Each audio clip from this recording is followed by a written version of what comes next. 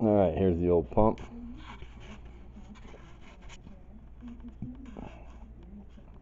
If you can see, I can wiggle that around. I shouldn't be able to wiggle it. Right down here at the very bottom, it's touching, and at the top there's a big old gap, so the bearing's probably out of it. I'm going to tear it apart, see if I can figure out where the crank has to be, position of the crank when the number one is pushing the fuel in. It's on top dead center. Some of them have a window on the side, so I'll be taking this cover off. I'll be taking the pump off. Actually, I'm going to take it all apart. I don't have nothing to lose. I got a brand new one to put on it. See what, maybe I can put a new bearing in it and it'll work. Who knows? Rebuild kit. Anyways,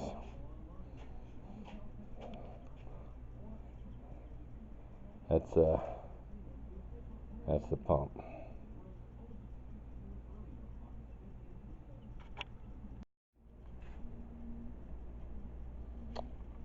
Okay, so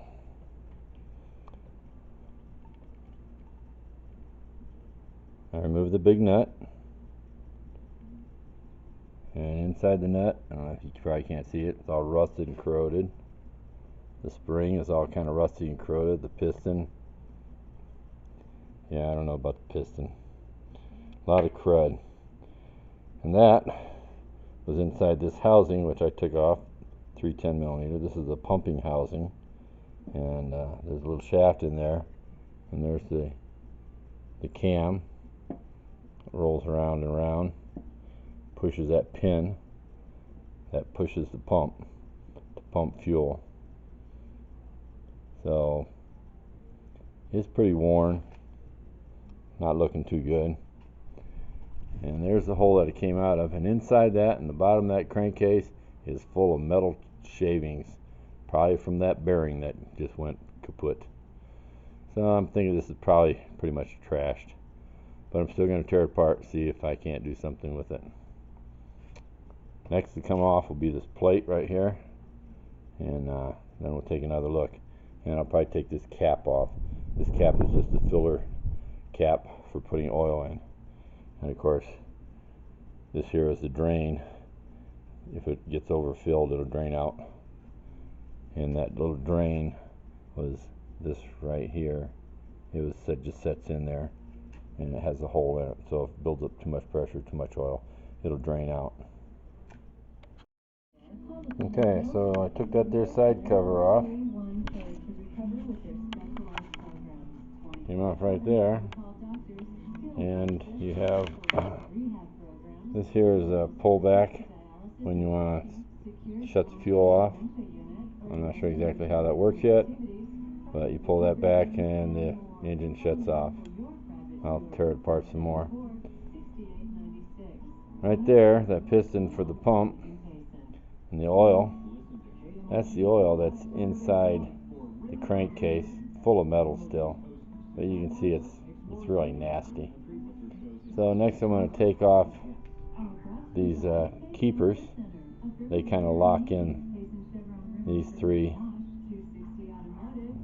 some kind of an adjustment, but that they lock it in. So I'm going to take that off, take them out, maybe take those 3 screws out of there, see if I can get this to come apart. I took the other 2 studs off, still doesn't want to come off, so something must be holding it. And then back, I'll probably start taking some of this stuff off, whatever this is, this cover, get some of that out of there. Okay, there's the governor, and right here, this bearing was riding on this. That bearing would be this. See the bearings down in there? So that was the back end. That bearing still seems to be fairly good.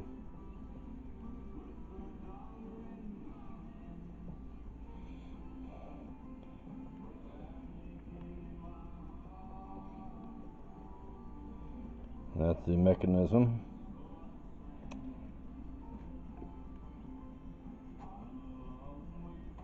And on the back side, those two holes there, that was the cover.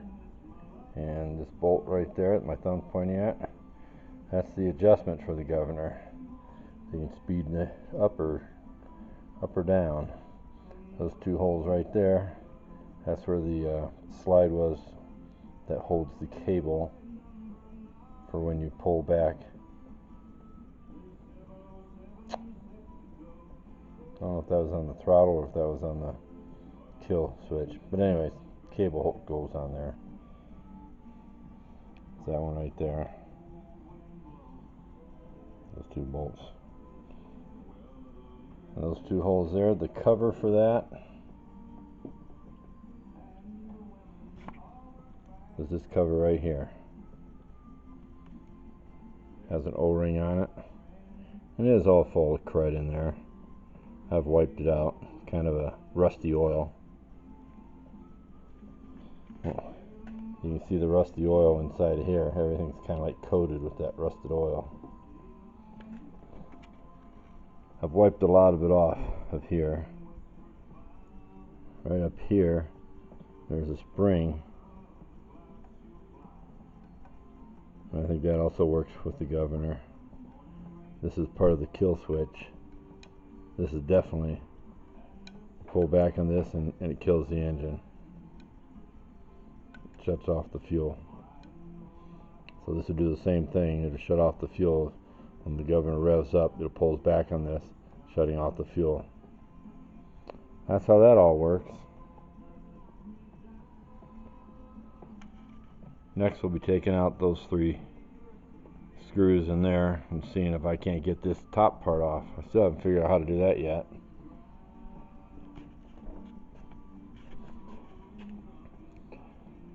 Not sure if I should take those screws out or not. Kind of holding off on that.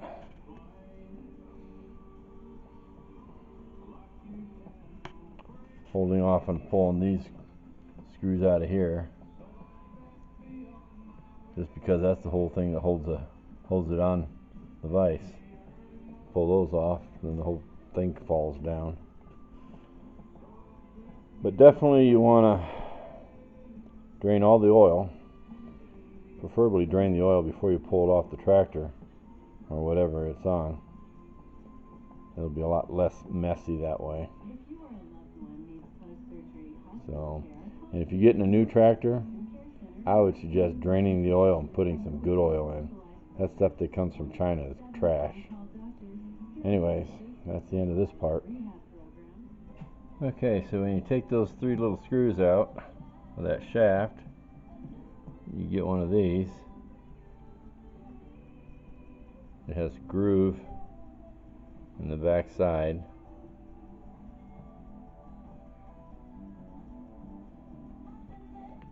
And taking those 3 out, it allows you to pull the shaft out and the spring, disconnect the spring.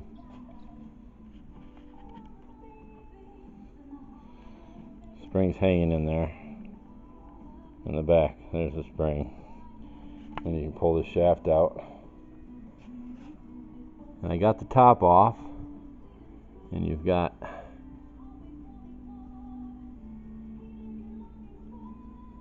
one of these, and they just sit down in there.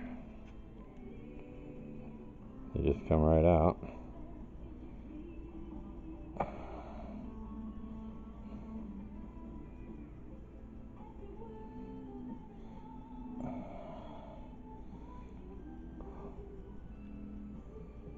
And then you have like pistons that ride on the cam, so I guess those would come out next, along with the shaft.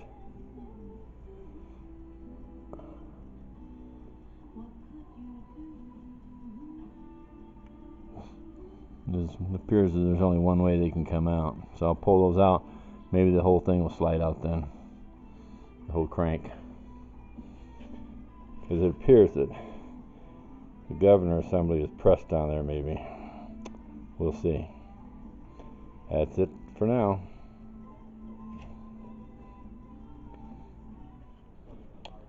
Alright, that there is what's left of the bearings. Both bearings in the crank, both sides, they're totally gone, ate up, chewed up. Nothing left, hardly. That's it.